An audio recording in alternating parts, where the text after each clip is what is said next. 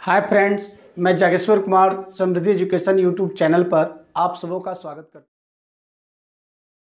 हूं।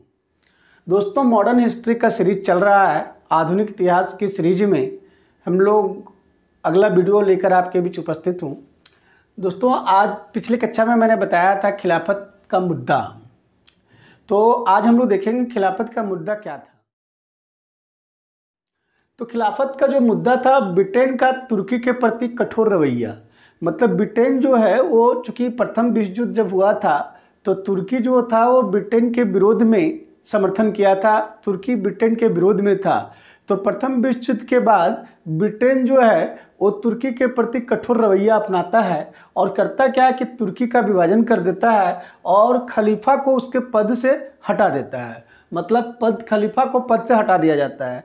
होता यूँ है दोस्तों, जो खलीफा रहता है वो मुस्लिम समुदाय के लिए एक सम्मानजनक पद होता है और पूरा मुस्लिम समुदाय जो है सो खलीफा को अपना प्रतिनिधि मानता है।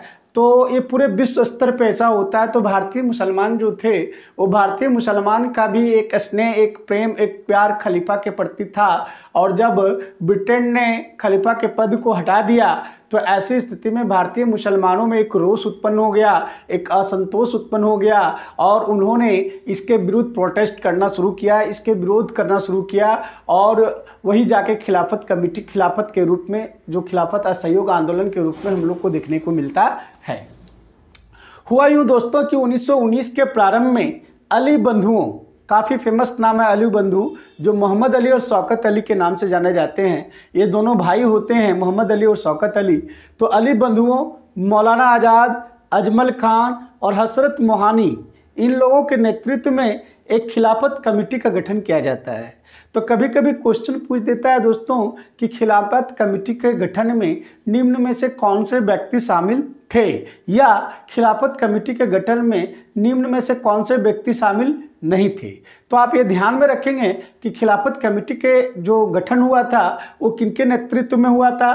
तो अली बंधु में कौन कौन थे? तो मोहम्मद अली और शौकत अली, उसके बाद मौलाना आज़ाद, अजमल खान, हसरत मोहानी, ये सारे लोग जो थे खिलाफत कमेटी के नेतृत्व करता थे। खिलाफत कमेटी जो उन्होंने बनाया था उसका उद्देश्य क्या था? कभी कभी पूछ देता है कि निम्न में से कौन खिलाफत कमेटी के उद्देश्य है। तो खिलाफत कमेटी का जो उद्देश्य था, तुर्की के प्रति ब्रिटेन के रवैये को बदलने के लिए ब्रिटेन पर दबाव डालना। यानी ब्रिटेन जो तुर्की के प्रति जो कठोर रवैया अपना रहा था, तो खिलाफत कमेटी का उद्देश्य था कि ब्रिटेन पर दबाव बनाया जाए, ब्रिटेन पर प्रेशर बनाया जाए कि वो तुर्की के प्रति जो रवैया अपना रहा है उसे छोड़ दे, तुर्की के प्रति जो कठोर रवैया अपना रहा है उसे वो त्याग दे। इसका ये उद्देश्य था। नवंबर 1919 में खिलाफत का अखिल भारतीय सम्मेलन दिल्ली में आयोजित किया गया। कभी कभी ये बहुत इंपॉर्टेंट है, पूछ देता है कि नवंबर 1919 में जो खिलाफत कमेटी का भारतीय सम्मेलन जो हुआ था, अखिल भारतीय सम्मेलन जो हुआ था, वो कहाँ हुआ था? जगह का नाम आपसे पूछ देता है, काफ़ी इंपॉर्टेंट है। तो ये दिल्ली में हुआ था। खिलाफत के प्रश्न पर कांग्रेस का रवैया। आखिर खिलाफत के प्रश्न पे कांग्रेस का क्या स्टैंड था? कांग्रेस क्या चाहता था? कांग्रेस की क्या भूमिका थी? तो कांग्रेस में, भारतीय राष्ट्रीय कांग्रेस में काफ़ी प्रबुद्ध व्यक्तित्व थे हमारे बाल गंगाधर तिलक। तो बाल गंगाधर तिलक ने धार्मिक मुद्दों पर मुस्लिम नेताओं के साथ संधि करने का विरोध किया। बाल गंगाधर तिलक का कहना था कि जो खिलाफत कमेटी है उसका जो मुद्दा है वो धार्मिक मुद्दा है और धार्मिक मुद्दे पे हमें नहीं जाना चाहिए, धार्मिक मुद्दे पर हमें उन लोगों का सहयोग नहीं करना चाहिए। और बाल गंगाधर तिलक ने काफ़ी इनका विरोध किया था और गांधी जी का जो असहयोग आंदोलन था उसका भी काफ़ी नेताओं ने विरोध किया था। तो उनको, बाल गंगाधर तिलक को काफ़ी लोगों ने समझाने बुझाने का प्रयास किया, उनको बताया, उनको सिचुएशन बताया, परिस्थिति बताया कि आज के समय में ये आवश्यक हो गया है, हमें ये करना चाहिए। इन तमाम बातों का उनके साथ जिक्र किया गया, उनको बहुत सारे पॉइंट्स गिनाए गए, है ना। फिर यहाँ पे एक टॉपिक उठता है दोस्तों कि कांग्रेस द्वारा खिलाफत के मुद्दे पर लचीला रुख अपनाने तथा गांधी जी के असहयोग कार्यक्रम को समर्थन प्रदान करने के क्या कारण थे? आखिर कांग्रेस जो था वो शुरू में खिलाफत के साथ नहीं था और कांग्रेस के बहुत सारे नेता जो थे, बहुत सारे व्यक्तित्व जो था वो गांधी जी के असहयोग आंदोलन के खिलाफ भी थी। तो आखिर क्या कारण बना कि दोनों खिलाफत का भी सहयोग किया गया और गांधी जी के असहयोग कार्यक्रम को भी समर्थन प्रदान किया गया, तो उसके पीछे क्या क्या कारण निहित थे।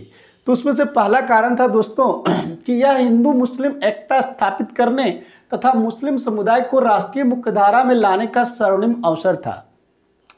एक तो हिंदू मुस्लिम के बीच अलगाव की स्थिति थी, तो एक अवसर के रूप में इसे देखा गया कि हिंदू मुस्लिम के बीच एक एकता स्थापित किया जा सकता है। और दूसरा कारण था कि जो मुस्लिम समुदाय थे वो राष्ट्रीय मुख्यधारा में जुड़े हुए नहीं थे, वो अपना निजी कारणों के कारण आंदोलन कर रहे थे, प्रोटेस्ट कर रहे थे, वो मुख्य धारा में नहीं आए हुए थे।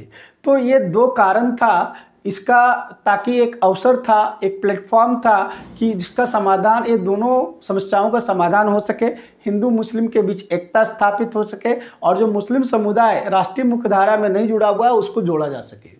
दूसरा था कि संवैधानिक तरीके से संघर्ष जारी रखने पर कांग्रेस का विश्वास धीरे धीरे कम होता जा रहा था, क्योंकि कांग्रेस जो था वो पहले संवैधानिक तरीके से विरोध करते थे, संवैधानिक तरीके से अपनी बात को रखते थे, संवैधानिक तरीके से अपनी मांग को रखते थे, लेकिन उनके संवैधानिक तरीका जो था वो धीरे धीरे उनका विश्वास कम होता जा रहा था, क्योंकि उनको सफलता नहीं मिल पा रही थी।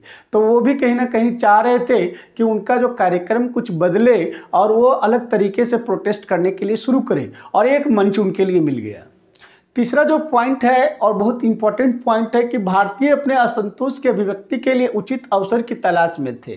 जो भारतीय जनमानस था उनमें जो असंतोष फैला हुआ था, उसमें जो अनसेटिस्फैक्शन जो था, उनमें वो जो असंतुष्टि जो था, वो चाह रहे थे कि वो अपनी अभिव्यक्ति व्यक्त करें, और इसके लिए वो किसी प्लेटफॉर्म की तलाश में थे और उनको यह प्लेटफॉर्म मिल जाता है। तो ये सब कारण हैं जो भारतीय राष्ट्रीय कांग्रेस ने खिलाफत और गांधी जी के असहयोग कार्यक्रम को समर्थन प्रदान किया। अब यहाँ पे आता है असहयोग खिलाफत आंदोलन। असहयोग खिलाफत आंदोलन से संबंधित कुछ फैक्ट्स है। फरवरी 1920 में हिंदू और मुसलमानों के संयुक्त प्रतिनिधि मंडल द्वारा खिलाफत के प्रश्न को हल करने की मांग की गई।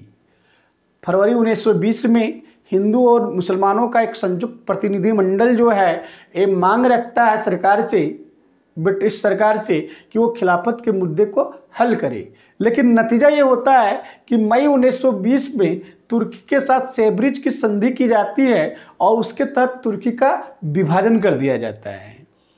फिर होता यूँ है कि जब विभाजन हो जाता है मई 1920 में, तो जून 1920 में केंद्रीय खिलाफत समिति का अधिवेशन होता है इलाहाबाद में। ये भी इम्पोर्टेंट क्वेश्चन है।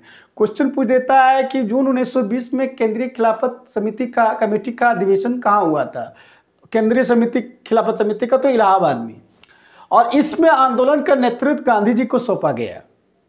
ये इसलिए खास इम्पोर्टेंट है कि जो खिलाफत कमेटी जो था वो अपने आंदोलन का जो नेतृत्व है वो गांधी जी के, आंदोलन का जो बागडोर है वो गांधी जी के हाथों में दे देते हैं। वो इलाहाबाद अधिवेशन में, केंद्रीय खिलाफत कमेटी के इलाहाबाद अधिवेशन में ऐसा होता है। फिर 31 अगस्त 1920 को खिलाफत समिति ने औपचारिक तौर पर असहयोग आंदोलन की शुरुआत करते हैं। 31 अगस्त 1920 को उन लोग असहयोग आंदोलन की शुरुआत कर देते हैं दोस्तों। लेकिन ये शुरुआत तो हो जाता है, एक दुखद घटना 1 अगस्त को अपना बाल गंगाधर तिलक की मृत्यु हो जाती है। ये दुखद घटना होता है, लेकिन चूंकि कार्यक्रम तय रहता है तो 31 अगस्त को उन लोग असहयोग आंदोलन की औपचारिक रूप से शुरुआत कर देते हैं। इस बीच में दोस्तों 2 अधिवेशन काफ़ी इम्पोर्टेंट है। भारतीय राष्ट्रीय कांग्रेस का कलकत्ता अधिवेशन जो सितंबर 1920 में होता है, और नागपुर अधिवेशन, भारतीय राष्ट्रीय कांग्रेस का नागपुर अधिवेशन जो दिसंबर 1920 में होता है। तो 1920 में भारतीय राष्ट्रीय कांग्रेस का 2 महत्वपूर्ण अधिवेशन होता है जिससे क्वेश्चंस पूछा जाता है। एक आपका कलकत्ता अधिवेशन सितंबर 1920 और दूसरा नागपुर अधिवेशन दिसंबर 1920। तो हम लोग अगला वीडियो में देखेंगे कि आखिर कलकत्ता अधिवेशन में भारतीय राष्ट्रीय कांग्रेस के द्वारा क्या क्या कार्यक्रम तय किए गए, क्या क्या प्रस्ताव लाए गए, और नागपुर अधिवेशन में क्या क्या प्रस्ताव और क्या क्या कार्यक्रम लाए गए। तो हम लोग नेक्स्ट वीडियो में इसको देखेंगे। तो प्लीज़ अगर ये वीडियो पसंद आ रहा है तो आप इसको लाइक कीजिए, सब्सक्राइब कीजिए और अपने अधिक से अधिक दोस्तों को शेयर कीजिए, ताकि यह वीडियो अधिक से अधिक लोगों तक पहुँचे और अधिक से अधिक लोग इसका फ़ायदा उठाएं। तो हम लोग मिलते हैं नेक्स्ट वीडियो में दोस्त, आपके कलकत्ता अधिवेशन, नागपुर अधिवेशन के साथ, और कैसे कैसे इस आंदोलन का, खिलाफत असहयोग आंदोलन का प्रसार कैसे होता है, उनमें किन किन लोगों की भूमिका क्या होती है, उनके क्या क्या कार्यक्रम होते हैं, इन तमाम बातों के साथ मैं अगले वीडियो में आपके साथ उपस्थित होऊंगा। धन्यवाद।